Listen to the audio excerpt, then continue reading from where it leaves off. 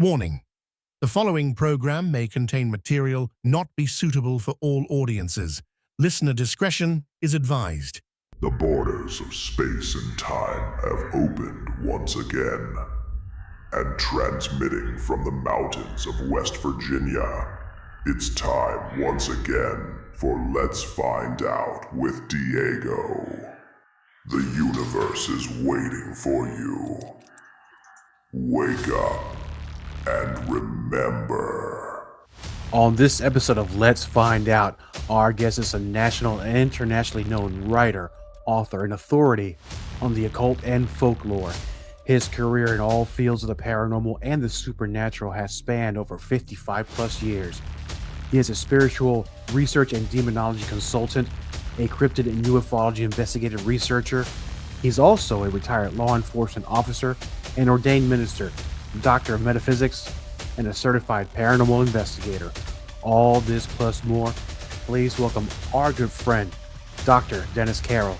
Dr. Carroll, welcome back to Let's Find Out. Yes, sir. Well, it's good to be back. How have you been doing? Pretty good. Busy. Kind of like you, doing the rounds. We're doing the interviews, and we're studying up for what I think is one of the most interesting episodes I've done in a very long time. I've never touched on the topic of Jack the Ripper because there are so many theories out there, and it's one of those things. Just when one person says they got it figured out, you got 10 more people saying no, not so fast, and we start all over again. So you're very experienced in that. But before we start, because I'm very interested in something, and you brought it up during the pre-interview. And as I said, man, you read my mind. Let's talk about, because I don't think we did it last year when I had you on the show, your law enforcement career. Because being an officer, you see an awful lot of things. You see people who are monsters. You see actual monsters. I don't know what shift you were working. It could have been a night shift, day shift. But you see some of the worst of the worst and some of the best of the best. But interesting enough, you brought up something about a special kind of training that officers receive. So let's go back in time when you were an officer. What was going on then?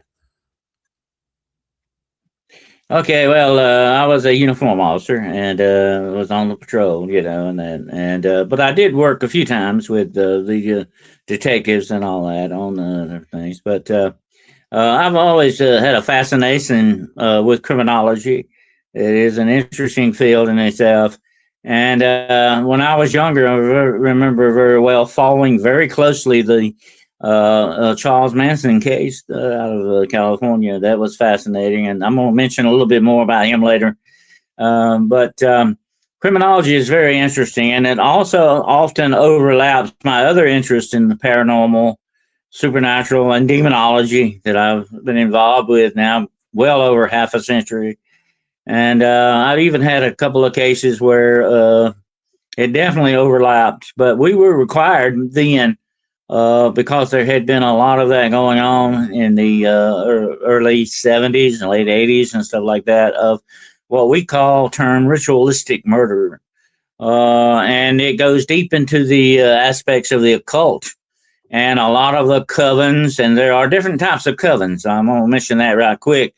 There are actually like satanic covens, and then there are witch covens, and then there are vampire covens, and some even say werewolf covens. Okay, we're not going to get into that today, but anyway, that is an interesting aspect. You have so many different supposedly type of covens and all that. And I remember one very interesting case that took place not that many years back of a ritualistic killing that took place in Mexico. That was, I think it was involved about 6 or 7 different victims at one time. So it was not only the work of serial killers, but it was also a ritualistic thing. And so we were required, definitely as police officers, to take courses on this. Learn, but not only the ritualistic part, but also the satanic thing that was going on, because it's all linked up. I mean, it's all in there together. And when you look at certain criminal cases like Jack the Ripper, to me, it's very obvious that, and there's some very other ones like Jack the Ripper, like the Valencia murder, the axe murders. You have also the Axeman of New Orleans, which was a very interesting one. I've done a lot of research on that. These are serial killers that all have something in common. It's very ritualistic way they do things. And it's almost, and I got to say this, downright satanic, the way they approach these things, especially like the Axeman of New Orleans, which is interesting. And it was not, and by the way, the Axeman murders took place not very long after the Ripper murders. It's not that far-fetched that the same person couldn't have done it. I'm not saying he did, but you have to wonder about that sometimes because of the methods they use. But anyway, getting back to Jack the Ripper, the interesting aspect of that is the ritualistic part of it. And when I first started, and I've always been for many, many years now, I've been interested in this case, as a lot of people have. You have so-called experts on it who have turned it inside out, upside down, whichever way you can look at it.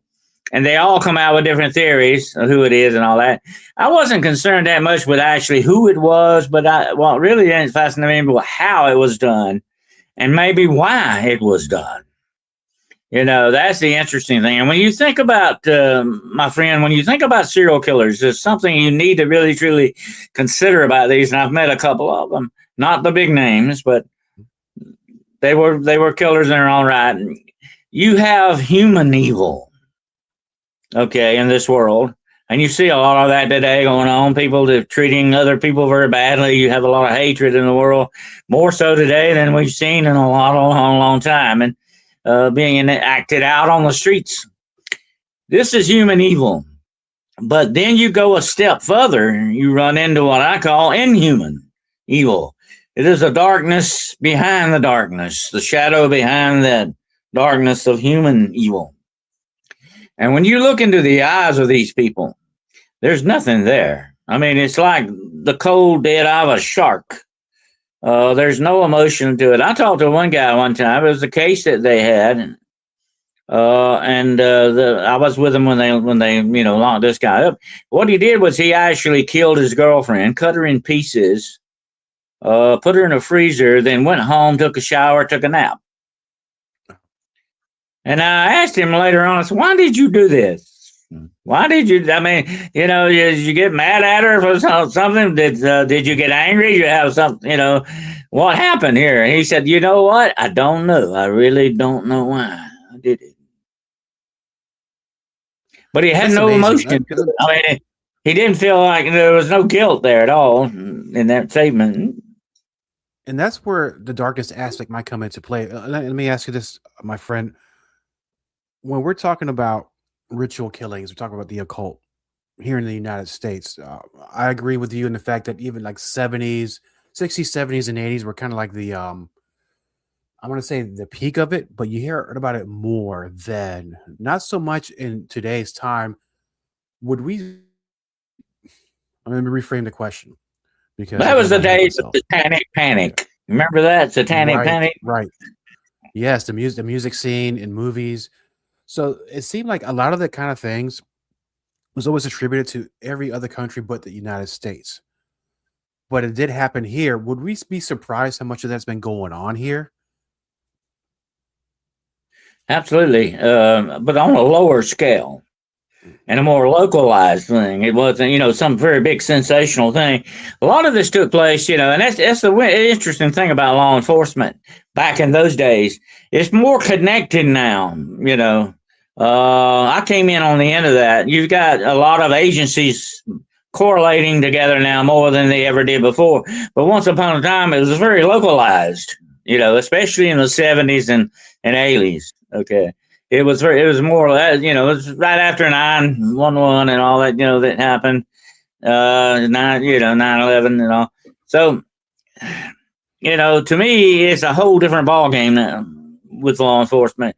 And, of course, with the technology that has revolutionized all of that.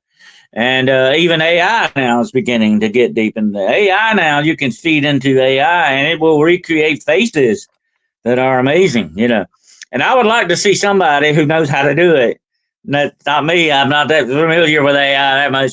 But someone who knows AI could really feed in some of this stuff of Jack the Ripper case and see what AI comes out with on that. The quantum computers think about it.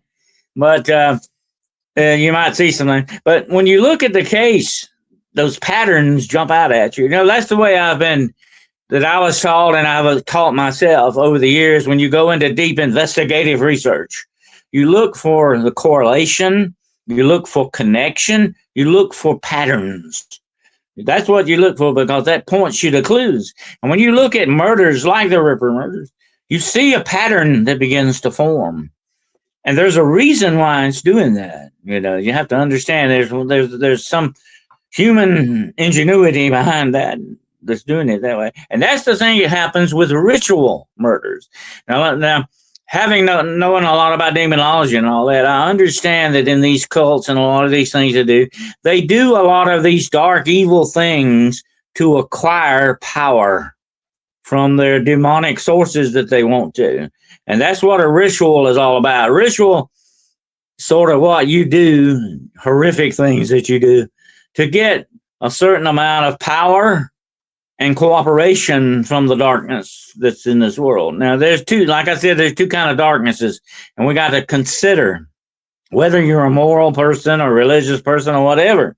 There's two, you got to consider these two. There is a inhuman darkness in this world that is greater than the human darkness, but when those two link up together, that's when things happen.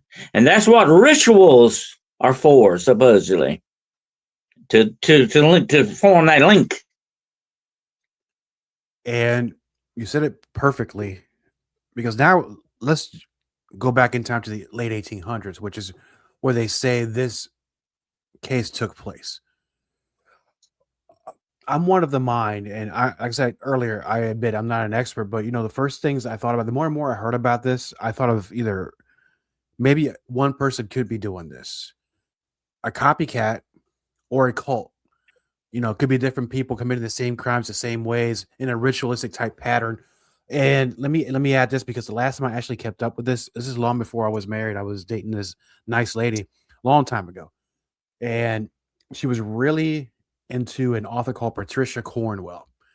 And at that time, I believe she released a book that says "Case Solved, I Got It." And she's a British painter called Walter Sickert, and I'm gonna butcher the last name, that was the killer. Yeah, Sickert. Yeah. And but with that came more controversy, because we're also talking about letters that were also sent during that time. Some people say they were real letters or they were hoax letters.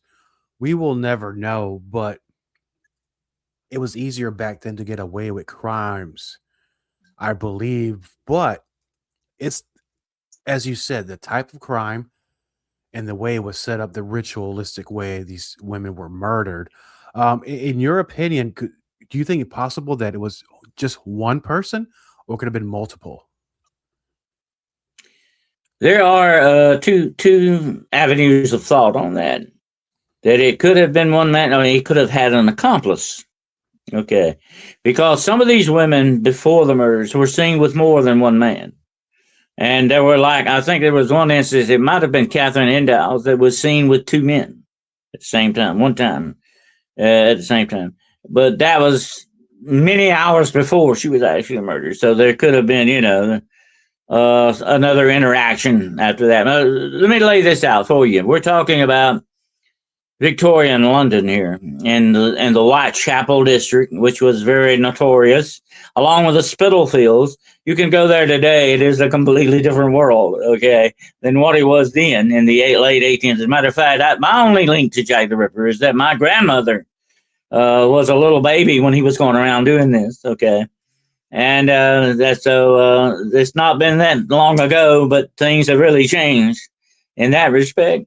And you can still go there and take Ripper murder tours, and they will show you where these things happen. And I've got a ghost story for you at the end of this that ties into this that I'll tell everybody about. But anyway, the interesting thing is that my favorite. There's so many.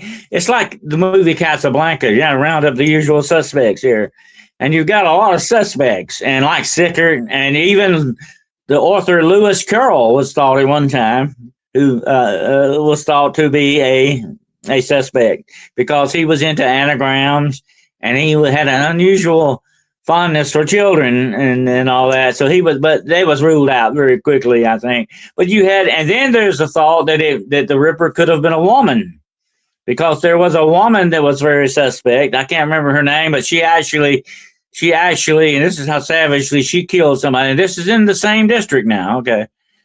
She actually found out her husband had gotten another woman pregnant. She killed her husband, killed that woman, and cut the baby out of that woman. Went to prison for. I think she hanged for it. But anyway, they would hang you very quickly back in the day. So that was one of the forms of corporal punishment. But anyway, she was suspect, and I don't think she was, in my own opinion, was that much of a suspect. But you're outreaching, trying to pull all this in, trying to figure out who and his what. My favorite all-time suspect is Kaminsky.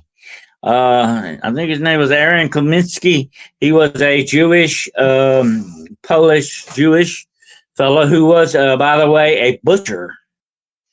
And back in the old days, I don't know if your listeners are aware of this, but they would not let 3 people serve on a jury. They would not let these 3 people serve on a jury because they felt that these people had no feeling for other people. And that was a doctor, a mortician, and a butcher. You didn't put them on a jury. So they got ruled out on it. And of course, law enforcement, you didn't have law enforcement on a jury. But anyway, a butcher knew his job too. He knew his way around, but more so around the body of a cow or sheep than he did a person. A doctor would know more. And so I have to, but the interesting thing about Kaminsky, he was a barber too. Now, barbers back in the day were almost like what? Surgeons. They could, take a growth off of you. They could do, I'm talking about minor surgery, but they knew their way around the body pretty much. So that, gave Kaminsky a little bit of a red flag for me. He is still buried in London, by the way. But here's the most interesting thing about him. He would wander Whitechapel, and he would wander the Spitalfield area, all that's Canadian. And this is the low-life place of London. These were the low dregs. People were constantly, it was either full of prostitution, gambling, drinking, opium dens, the whole works. It was just the worst place you could go, okay? Bad things were bound to happen there, no matter what, which way you looked at it. And it was especially very vulnerable for these women because they were plying their trade in the alleys and the doorways and the dark alley, dark ways that went through these little buildings. They were like buildings were so crowded together. You had little dark yards that went from one place to another, like alleys. So they were plying their trade. They were what I call them victims of opportunity. This was where he could work good with this, And I'm going to talk about the last supposed case. There are other cases. Some speculate he may have done away with as many as 12 to 15 people in that area. But only 5 are actually attributed to him because of the way, and here's the interesting aspect, of the way he treated the bodies and the way he cut their throats. Now, I'm not going to get too graphic for you, okay, in this because it is very graphic. But let me just say, he didn't just, barely cut your throat. He really bore down on it very hard to the point where it would cut down. I don't know if you realize, it would cut through the throat, almost cut the bone in the back of the neck. That is very, very much either a lot of anger behind it or a lot of strength. Almost inhuman-like strength to do that with a knife. Okay, we're used to Hollywood. You see people cut people's heads off so easy. Like cutting butter with a knife. It's not that way in real life, folks. Okay, it takes strength to do these things, especially to cut somebody's head off. And 3 of these women almost were decapitated. I think Catherine Endiles was the one I think he got interrupted on. She was out in a yard very close to a bar, to the door, a very well-frequented bar. She was in a yard, and a guy drove up in a dog cart. And he opened it, and he saw something lying on the ground over there on the sidewalk, like, you know, and their sidewalks back in the day were not cement, they were planks. And he saw something like that. What is that? Like a bundle of rags or something. And he you know, pulled the cart up and he tied the horse up and he walked over there and he saw it was a woman. And he said her blood was flowing down the sidewalk and into, you know, a puddle. And he felt her and she was still warm. So he didn't do anything to this woman. But he went on later that night and did what he wanted to another woman. So it was a double murder that night because he didn't get finished first. So that tells me he wasn't out just to kill someone. There was something else attached to it that he had to do. And we'll get into that in a minute. But anyway, most interesting thing about it was I believe he interrupted him. And he didn't know it, but he was probably in the yard at that very time, at that moment with Jack the Ripper. He was probably hiding in the shadows back over there because he immediately, when he found this woman, he went in the bars and told his wife. His wife worked there. And hey, there's a woman dead out here in the yard, you know, and everybody came out. That gave him time to get away. And he went on to perform another murder that night. And he had more time with this murder. But I want to think about something when you look at this. Here this man is doing this stuff in the dark. You know, it was not well lighted. There were not a lot of street lights around. They had gas lamps, but they weren't that far flung and in between, okay? You didn't have a lot of electrical lighting, okay? And he was doing these things in the dark. And when I tell you about what he was doing here, you're going to have to wonder, how did he do that? It is almost inhuman. But that's why it leads me to believe maybe was there an inhuman source to this? Because he was doing things a normal human being, and I'm talking about even an abnormal human being could not do in some aspects. And that was the interesting part. That's what stood out to me. But the different and there were several murders after these series of murders called the torso murders. You may have heard about those. That was where they took the arms and the legs and the head and left the torso. That's ritualistic too, by the way. But when I tell you what he did to these people, you will see what I mean by the aspect of the ritualistic thing they do. Now, let me say this, and nothing knowing a lot about the occult. A woman is considered not just sexually in a coven or occultic practices. A woman is considered a portal, okay? Because she gives birth. She brings life into the world. She's considered a portal, all right? And what he was doing to these women was destroying that portal, okay? And in rituals, even in rituals of occult rituals as you do on these things, a woman is spread out like a star pattern.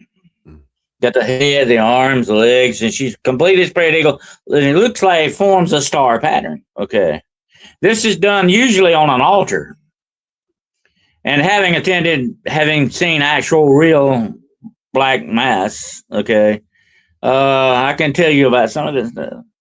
But believe me, you don't want to know a lot about it. This is stuff of nightmares, my friends. We don't want to get too deep into it. But anyway, the things that they do, the rituals are very nasty stuff, definitely, and very evil thing, very dark and evil stuff. But that's what she is. She forms a star. And a certain part of her, shall we say, female anatomy is the portal of the center of this star, okay?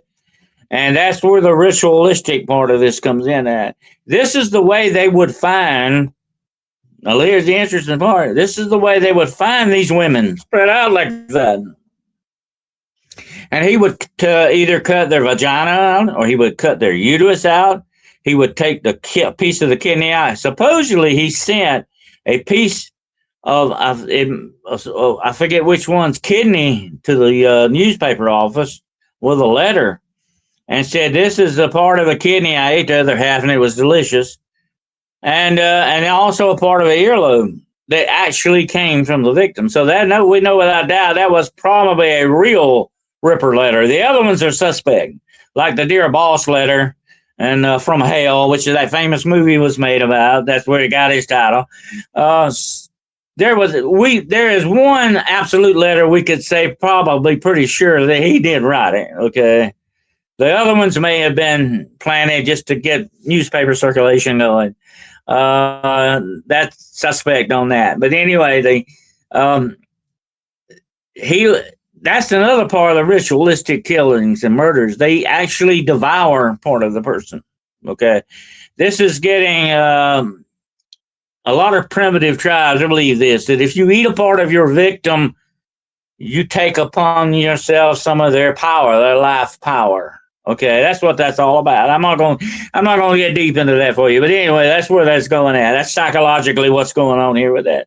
And but when it comes to the female, she is a portal. Okay, and he was either had a very virile hatred of women, or he was doing some type of a ritual here. And I feel like laying them out in that star pattern was a definite sign of that. But that last killing that he did of Mary Kelly in that room, he had all the time in the world and had plenty of light to do what he wanted to do. And he engaged in a bloodbath that was very demonical. I mean, we'll talk about that in a minute. But anyway, can you imagine doing this, though, in the dark with no light? He didn't have a flashlight he could turn on or anything. You know what I'm saying? In the dark doing this, he had to absolutely know almost beyond human knowledge of what I don't even know surgeons that could do that in the dark.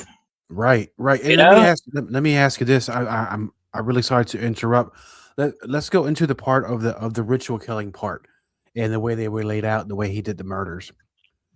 I'm one of the thought, and this might just be Hollywood, and sometimes Hollywood gets it wrong 100% of the time, and they do.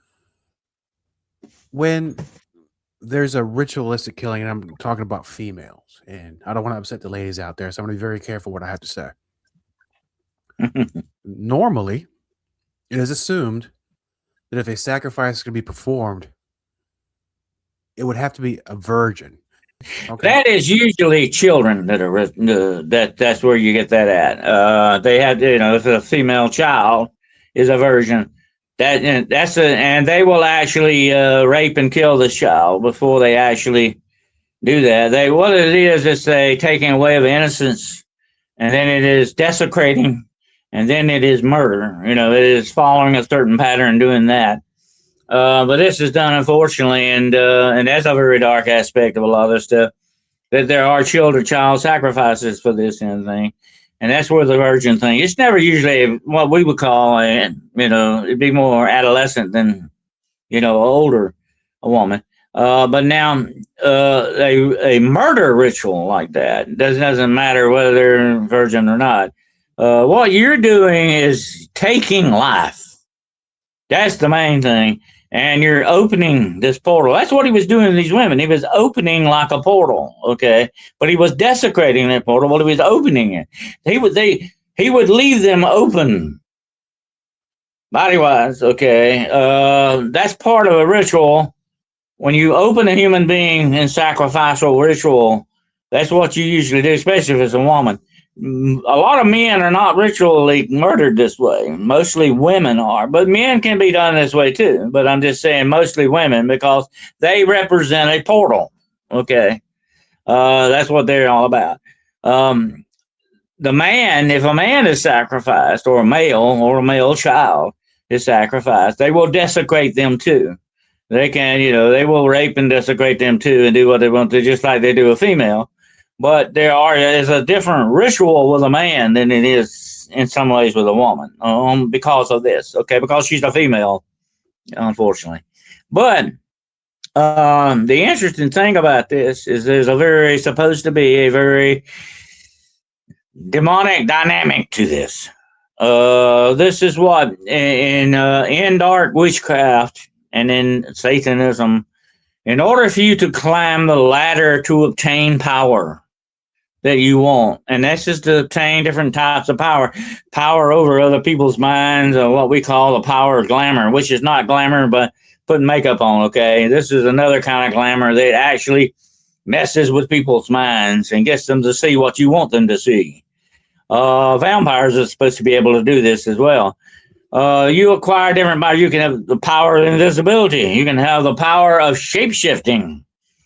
You can have different powers. The further up the ladder you go, the more horrific things you have to do. To enter the portal into dark witchcraft, you must murder a sibling, a sister or brother, and also deliver your own blood into this. And according to the DNA they collected off of one of the victims of her scarf, you might have remember that very well, and that pointed to Kaminsky, by the way, because his DNA was supposedly found on that scarf as well. Now, there's another thought that they say that there has been certain blood samples found on the Ripper victims that did not belong to the Ripper victims. And he may have cut himself somehow or another. It was part of the ritual, and that is part of a ritual. That's another thing. It's another red flag here. What's going on with that? Because all of these rituals, my friend, require your blood too. Every time you do it, you got to spill your own blood. And also somebody else's as well. It's required. And the more you do that, the more evil, darker torture and stuff that you can engage in, the further up that ladder you supposedly can go. And the more power you get. And the power to become rich or the power, glamorous or whatever you want, you're out to get. Okay. And I warn people about this because this type of power, and it is real. This stuff is real. I'll tell them, this is not just something that, we write books about. We're dealing with a real subject here, without a doubt. And being a minister, I know that there is a spiritual side and a doctor of metaphysics. I know there's a spiritual side to this universe, okay? And what we're looking at is a very, very dark, evil side of this universe. But it has its power, and I call it, this demonic power is like plugging your toaster in every morning to make you some toast. You got to plug your thing into a power source, and that's what these people are doing. They're plugging into a power source when they're doing these rituals. And you've heard a lot of people talk about these rituals that are done, supposedly in entertainment nowadays, making you part of the ritual. When you observe it, even observing it puts you in the ritual.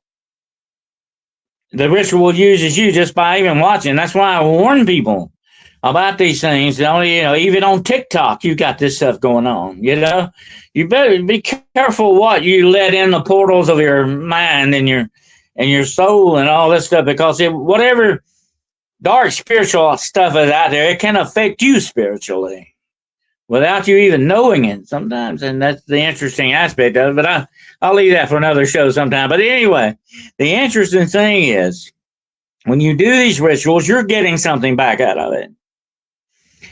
And here's the interesting theory I'm going to throw on you now. Okay. And a lot of people think there have been different Ripper murders over the years in different places in different centuries. Okay. That are very similar. They may not follow the exact same modus operandi, but it is still very similar to the point where you got to say, that looks like a pattern kind of a thing going on. But there have been some in Paris. There have been some, I think it was in Berlin. There were some. There have been some in New York. The list goes on and on over the years. And some people have tried to stick it to a certain space, those years, like every 25 years or every 20. I don't see that as a pattern, but I still see this cropping up that way. So here's the big theory on that. Okay. What if this is not, like a lot of serial killers and stuff like that, it's not really human in its concept? What if this is inhuman? What if this is some kind of demonic force using this ritual? And demons like rituals too, by the way, because it enables them to have power, especially over other people. Okay. We do know that these things can possess people. I've been involved in exorcisms. Okay. I've seen with my own eyes demons. I know that they exist. They are real. They are a real force in this universe. Okay. For very bad purposes. They are real, and they can possess people. There are even certain witches, so-called witches, that can possess people. Their spirit can be put out into animals or into people. Some people call them, skinwalkers. Mm-hmm. you've got this stuff going on, and it's all based on ritualistic magic. Ritualistic and blood magic. So you've got different types of magic that combine together to do this stuff. Okay. You got natural magic, or earth magic, as some people call it, elemental magic. You have blood magic that goes into it. You have demonic magic. You've got different aspects of this that all tie in together to do this. Okay. But even demons like the rituals, because that gives them power. That gives them a what? A portal in which to operate, a portal into our side of this universe, our physical universe, okay? And they can appear physically in this universe, but they can possess people as well, supposedly. And when they possess someone, that person may still, okay, let's say, take for instance, if you were demon possessed, you're still in there. But now you're no longer behind the wheel of your car. You're no longer driving. You got somebody else is in control. Okay, you're still in there. Yeah. You're not gone. No, you're still there. But somebody else is in control. And what if this is going on with Jack the Ripper murders? Huh? What if this demon is going from century to century, person to person, getting people to do these things to empower it? Its darker aspects of evil. That's been a theory a lot of people, my own self, I've wondered about, because that's not impossible. Knowing what I know, it's not impossible to think about. And when you look at something like what he was doing with these women and doing it in the dark, almost inhuman, it's inhuman the way he was doing it. Like I said, number one suspect for me is Aaron Kaminsky, because he was Wonder Whitechapel, and there was something definitely mentally wrong with this guy. Because he would tell people, he would act really weird. He would go talk to a wall. He would be talking, even on long conversations with a wall in an alley. People would see him, and then some days he would act okay. He could do his job, but then he would have these episodes. And here's the interesting thing about these episodes: when he had them, he could never remember what he did. He'd have amnesia. And here's one more thing. I got to tell you this, just to throw it out before I hand it back to you here.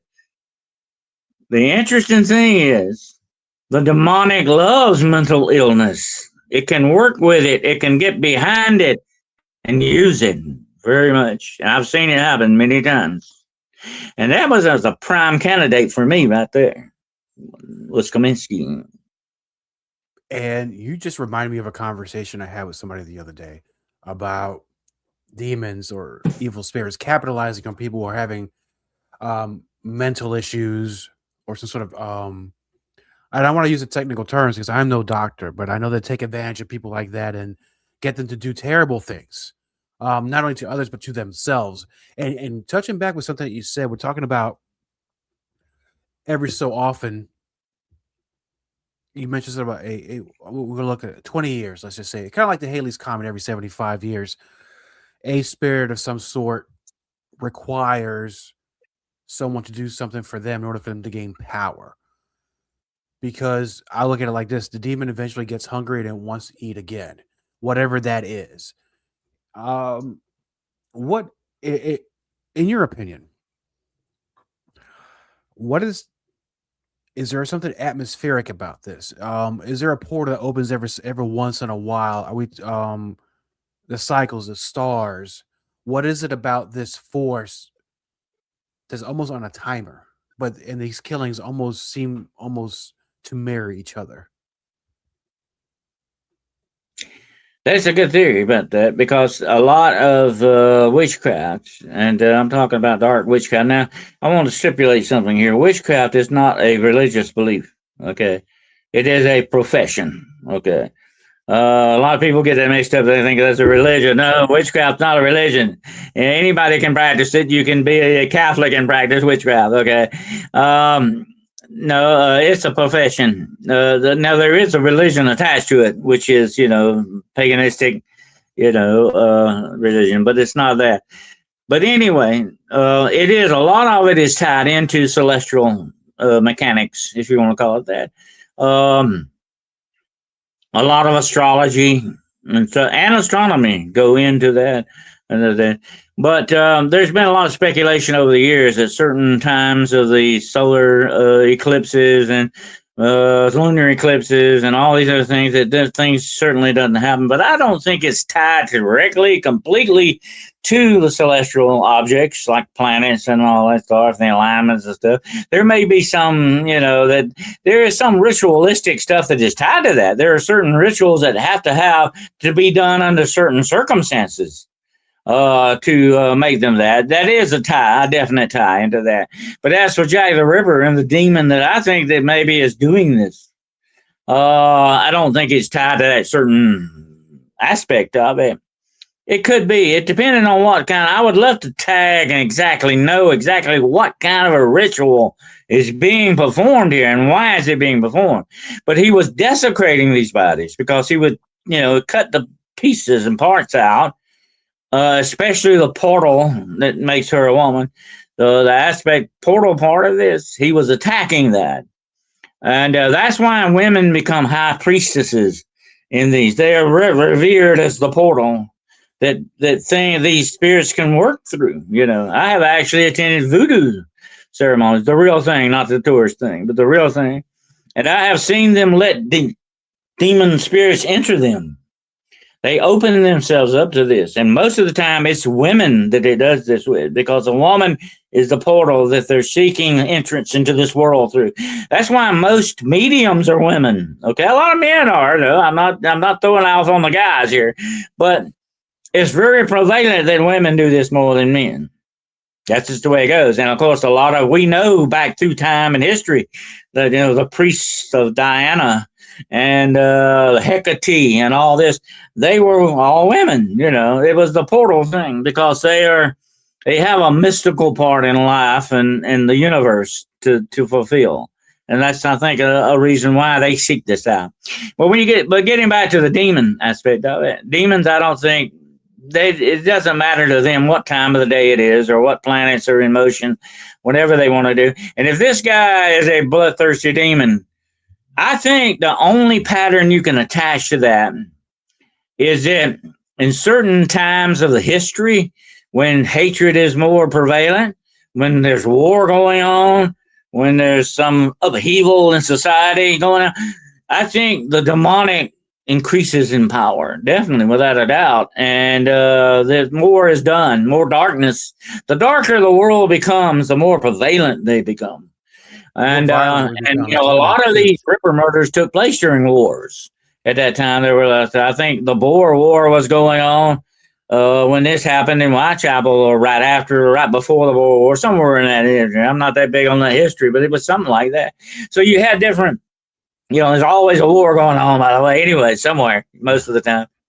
And so you got a lot of this stuff. And the demonic, without a doubt, is drawn like iron to a magnet when it comes to dying and death, and places like Whitechapel where people were dying, being found dead in doorways, dying in opium dens.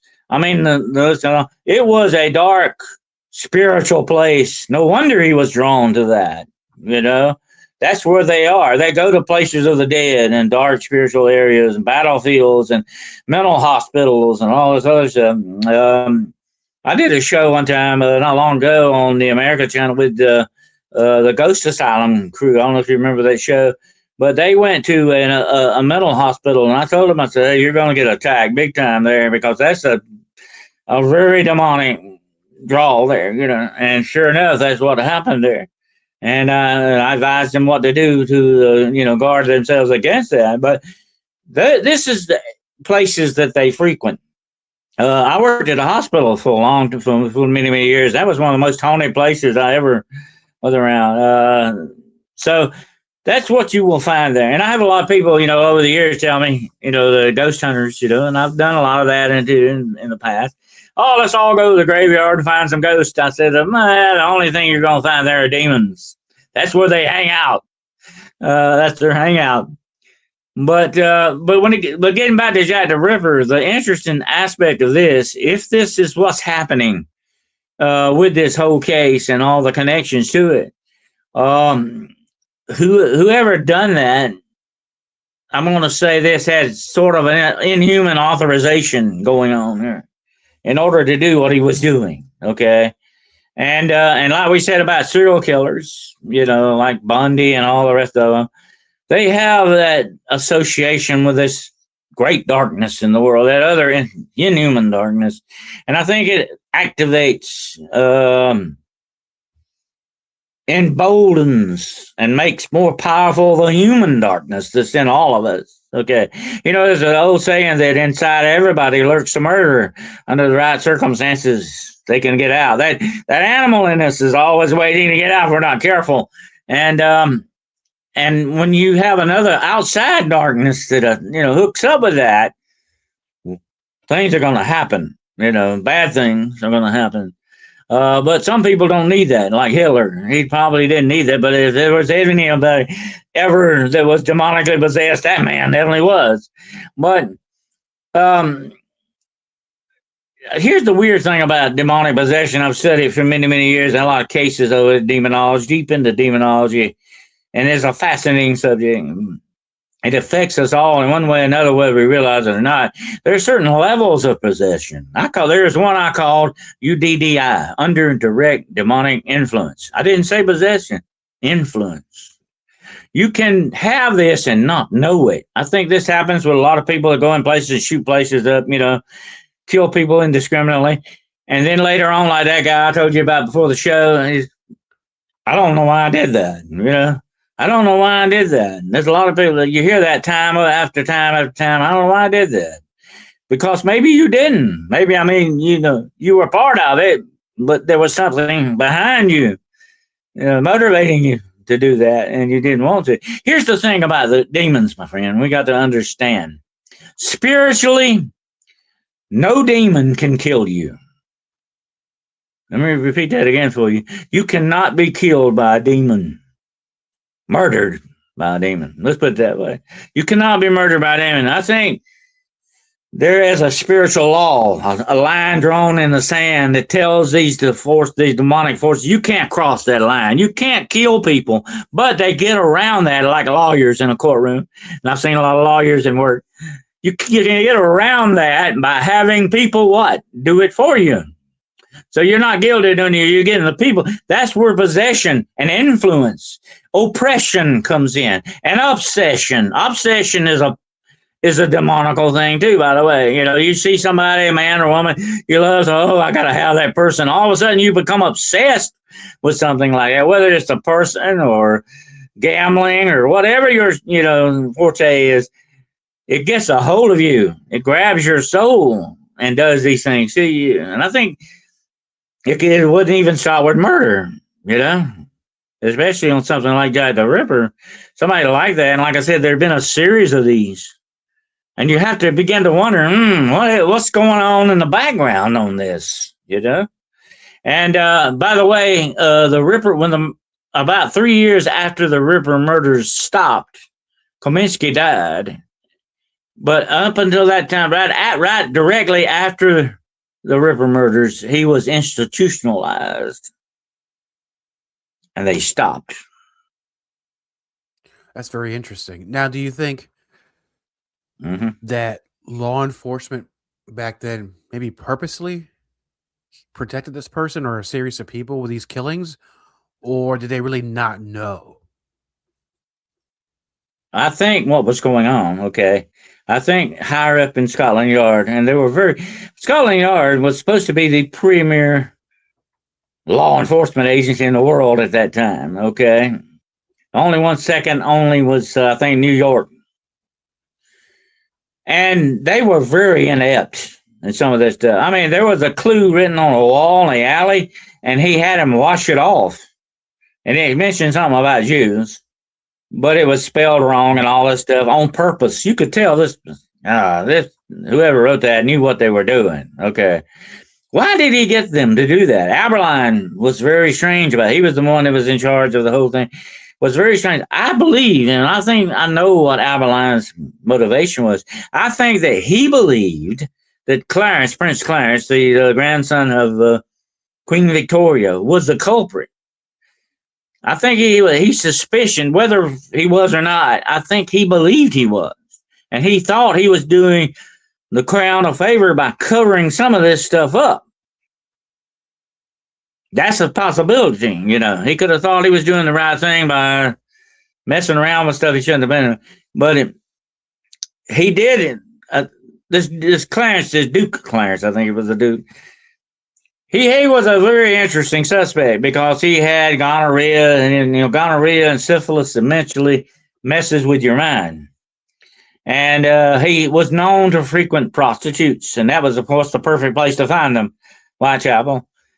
He probably definitely was messing around there when he should have been, and that was the Queen's, son and all that. So you got to wonder about that. You got to wonder if maybe he thought, maybe I'm doing her a favor. I'm doing the Queen a favor, and I'm going to cover up, kind of push this down the carpet a little bit. I kind of think that might be what was going on with him.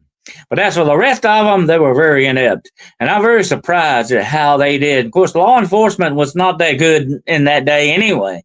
I mean, they didn't even up in that time know what fingerprints were that much. I mean, Right, because I'm thinking that when these cops back then, or detectives, if they had detectives back then, I'm not really sure. But here's the interesting thing, my friend. Of all the DNA in the world, why was Kaminsky's on that shawl? Look at the odds on that. Think about it. That was kind of conclusive to me. But here's the only problem with that. The DNA is still a very quirky science here, But why did he come up with that? I mean, that's just too much of a coincidence. I do not believe in coincidences myself. Idea, but not evil. Right. But, perhaps also with that, maybe some of these people who showed up to the crime scene, they might have contaminated the scene because back then they wouldn't know how to quarantine an area. So maybe that's another reason why they couldn't put the puzzle pieces together. But, I'm leaning towards what you're saying. Well, I think another reason why he might have had that clue washed off because it mentioned Jews, and that was a Jewish section that was back in there, and he didn't want to maybe get things started, but that was stupid to do. Somebody thankfully wrote that down, and we do know what was said.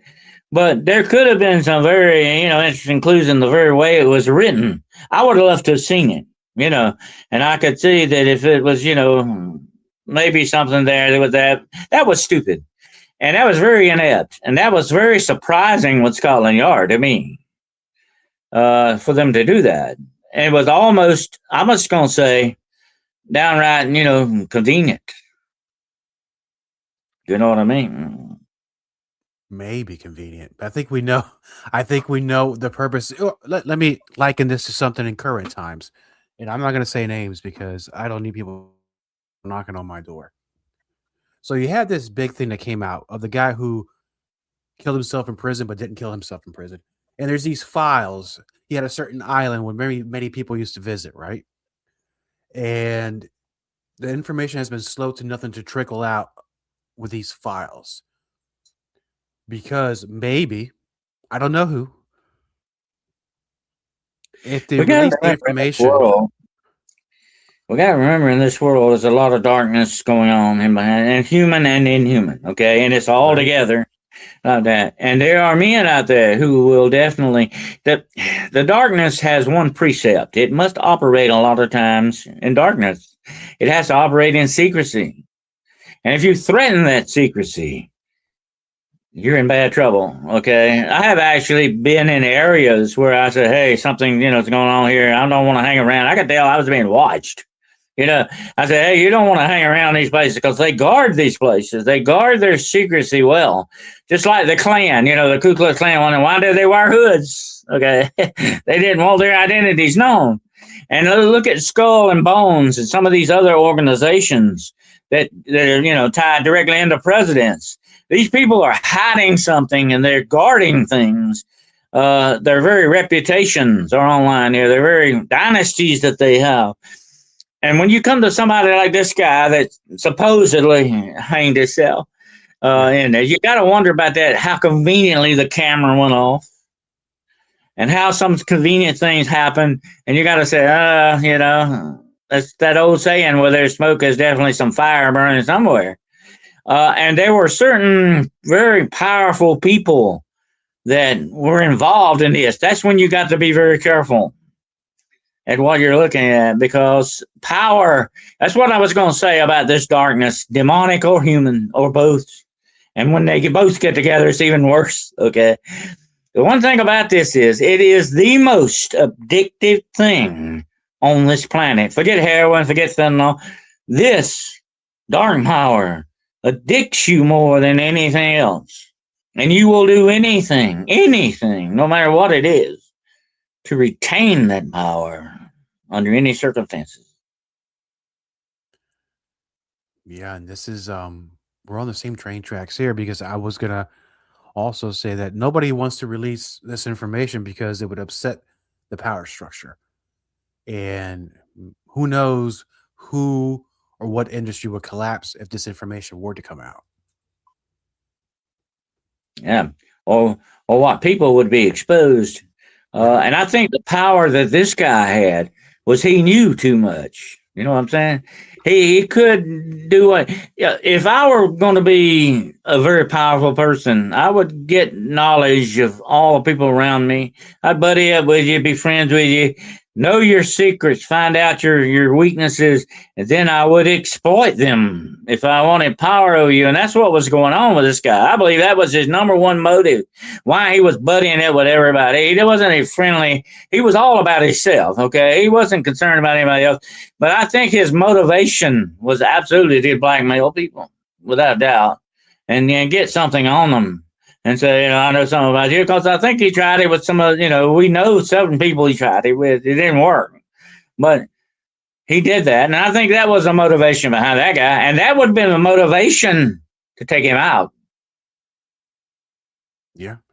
And that perfectly makes sense, which I said I was linking it to, we're talking about the Jack the Ripper case. And when you're talking about and I forgot the name of the gentleman that we believe it was Kaninsky, right? You said Kaninsky? Did I say it right? Yeah, he's just my prime suspect. There may be others, like Sickert. Sickert was very interesting. And Holmes, that's another one, and he was in New York too, by the way. He had a torture place of his own in New York. There's some other interesting ones that fit the bill too, but that to me said, spoke volumes when they came up and said, his DNA showed up on that.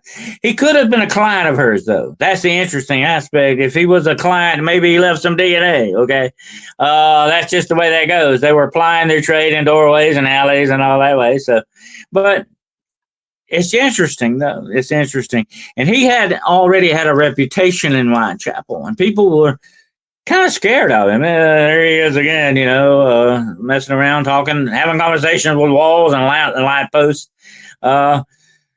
He was a very, I would say, very valid candidate for it. Absolutely. And I've actually seen his grave, and you got to wonder, though, that, because it's like I said at the beginning of this, you round up the usual suspects, and whoever one stands out the most is the one you got to look at.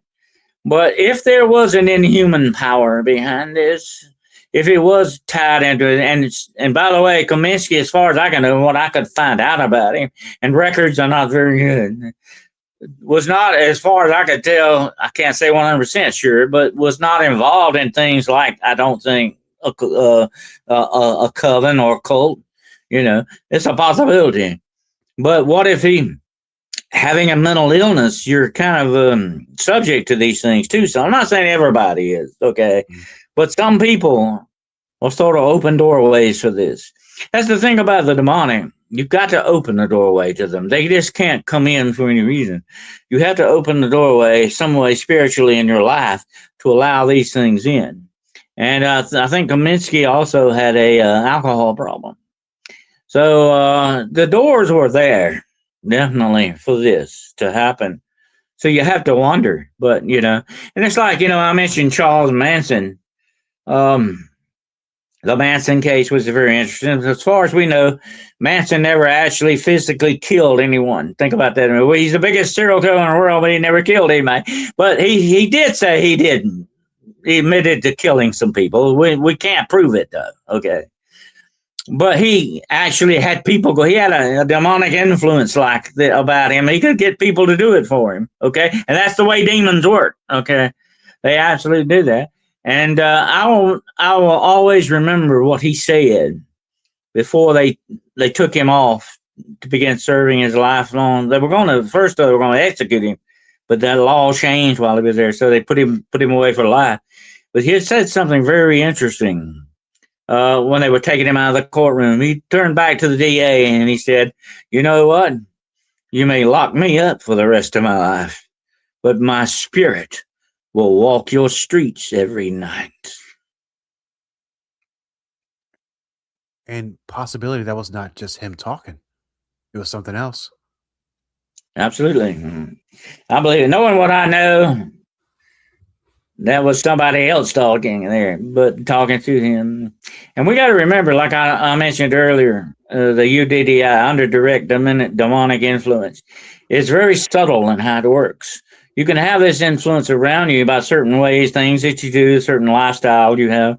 Even certain family curses and bloodlines have this influence definitely in there. And it's not full blown possession. It's not the Hollywood, Linda Blair with a head floating around and spitting up grease.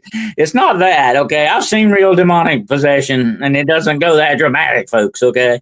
But I have seen people levitate. It does happen. But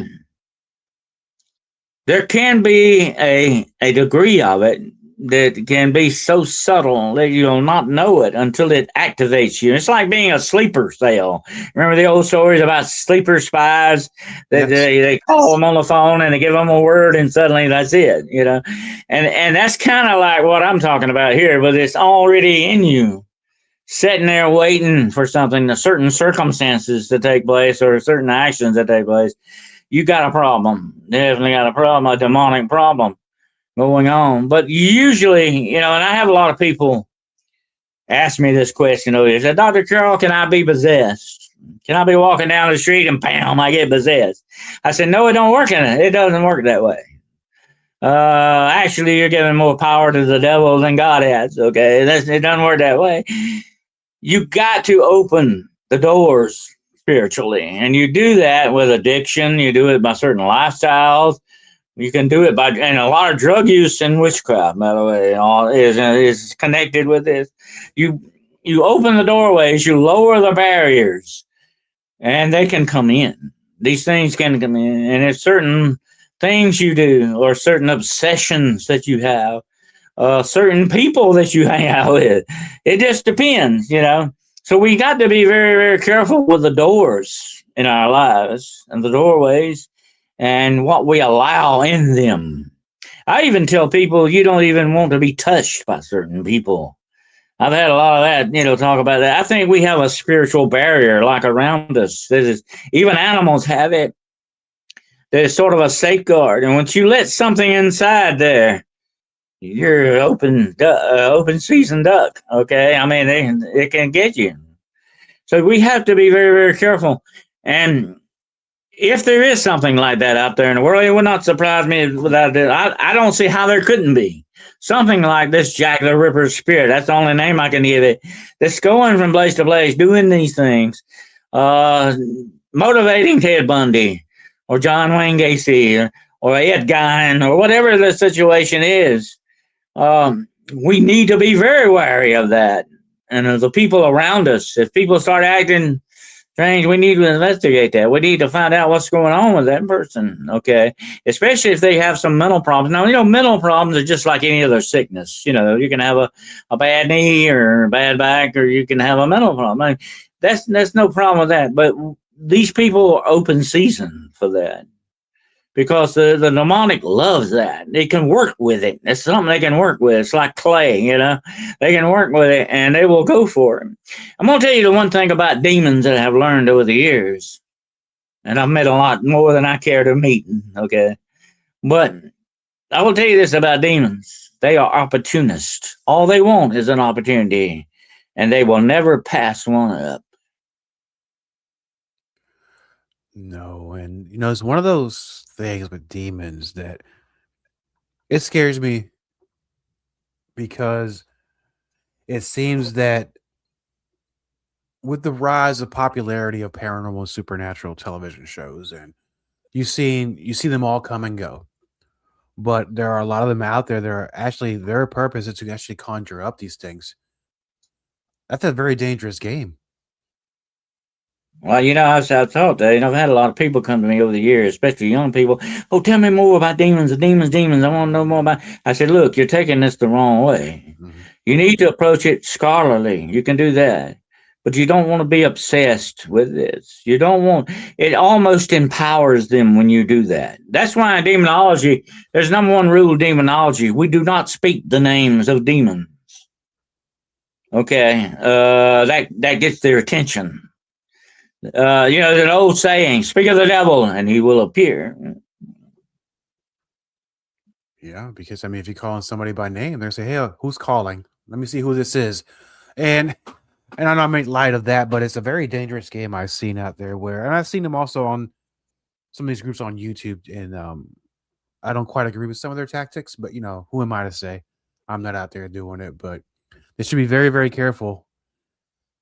Yeah, that's true. And there's one more thing I want to mention about the Ripper case, and that was what happened with Mary Kelly in that room.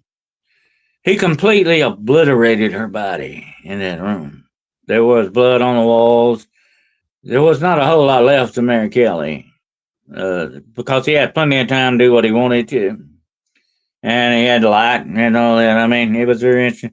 And the guy that day, she had evidently brought him, she was plying the tray and brought him back to her she had like a one room thing there.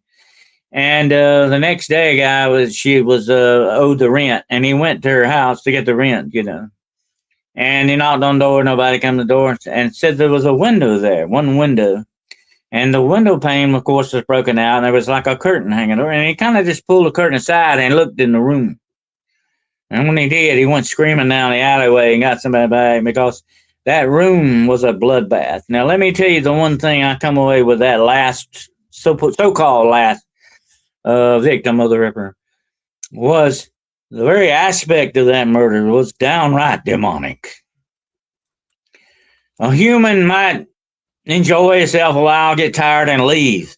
But to see something like that, that was demonic without a doubt in its conception. He even skinned this woman. Okay. I mean, he obliterated this woman. There was nothing that much. They said that they took her out in sacks. Awful. I mean, I could. So that tells me there that what you're dealing with, is definitely inhuman in many aspects. Yeah. Now, I think unless these pictures are not real, I've seen pictures. I think of that very scene that were taken back then, or drawings. And pretty gross, man. So let me ask you this. So what is in our modern times, what is the closest murderer compared to Jack the Ripper? Is there something one that comes in mind that comes close? Well, Holmes was very much like that. Holmes in New York, he had the torture house, torture building, but he was into torture more than murder. Okay. But that is part of the ritual thing too, though, by the way. And there's a lot of talk about him being, I think his name was J.J. Holmes or something like that. He had maybe some connections to some covens in New York. They're talk about that. But I tell you, the one that really comes close to my mind to think that something that's very demonical like Jack the Ripper would have to be Ed Gein. He was definitely a victim of demonic obsession with the dead. I mean, he took his own mother up and brought her back. He was sort of the prototype for Psycho and all that went on with that. He took his mother up. He would go back and dig other people up, make lampshades out of them. I mean, come on. This is very, very, very obsessed, very demonic obsession type thing going on. But like the Axeman of New Orleans was very interesting, and along with the Valencia axe murder, whoever he was, he sat up in the attic all night long, smoking cigarettes before we went down and murdered a whole family. That we know of. We don't know who it was. There's some suspects in that too. And here's the interesting thing about that and the Axeman. There's a link. The same railroad line that happened on runs through New Orleans as well. And it's been speculated that maybe he could have, been like a hobo or something. He could have rode a rail to Valencia. But anyway, the Axeman is very interesting because he was very methodical. He would always chisel a panel out of the door and come in through the door. Back in those days, the old wooden doors had like 4 panels, big 4 panels, and he would chisel. He would just sit there and chisel his panel out and then get in the house. And then he would walk, and they said he would walk around the house and he would watch people sleeping. He was empowered by his very secrecy. It was almost as if he was wanting them to wake up. And he would sit there and walk around, watch them sleeping, and then he would go look for an axe. Everybody had an axe back in the day because you had to chop firewood, He would go find the axe and then do what he wanted to do. And he would hack them to death in their beds without it waking them up, And he did this to, I think, about 5 or 6 families. They were mostly in the Italian section of New Orleans, and there was speculation that they were mafia hits, but mafia doesn't work that way. This guy was a definite serial killer, and there was only one person that lived through this. Yet he did not kill them; they lived, and they said, later on, I never saw him. And when they said, "What do you mean you didn't see us?" They said, "No, I only saw the axe." Oh my goodness, that is terrifying. Could have been anything. He wrote letters too, though. That's the interesting thing. He wrote letters to the New Orleans PD too. And he named himself, the Axeman, and he said, I'm from the hottest part of hell. I'm a demon from hell, and all this stuff. And he said, I'm going to pass over your city tomorrow night, and if I don't hear the jazz music playing, I'm going to kill somebody. That night, everybody was playing jazz music in their houses. They didn't want to visit from the Axeman, but he disappeared too and went into history, just like Jack the Ripper. I think might be similar spirit, a similar demon, perhaps, in the works in these 2 individuals. Now, I know that we're getting close to the end of the show, and you've written books in the past. Are you looking to write another book? Are you working on anything currently?